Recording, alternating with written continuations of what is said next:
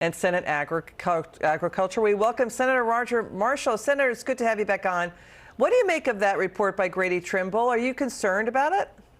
Absolutely I'm concerned. Look, food security is national security. And just like I'm concerned about the 30,000 Chinese nationals that have been caught and released into our country where we have no idea where they are, I'm also concerned about CCP ownership of land across the country when we don't know where they're buying it and how much of it.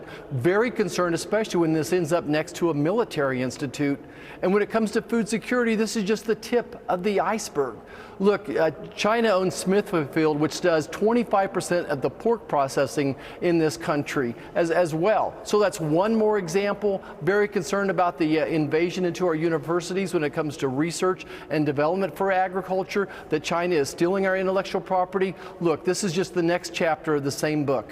You know, the media has been off base here because they keep saying this is a overhyped, hysterical story that China only owns a fraction of a percent.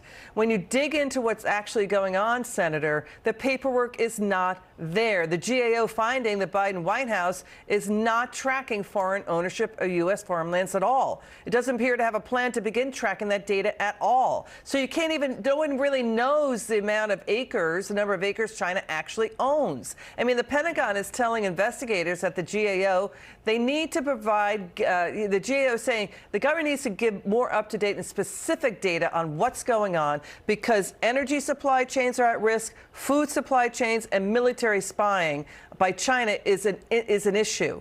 Your word on that? Yeah, look, this is another example of the incompetence of the Biden administration. They actually have no idea. We have no idea what China owns and where they own it. And that's the incompetence of the whole situation. So how can you manage it if you can't measure it?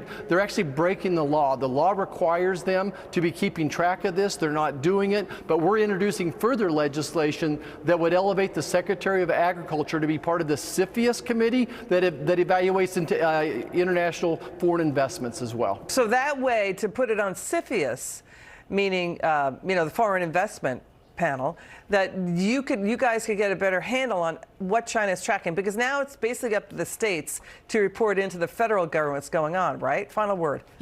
Yeah, it is that simple.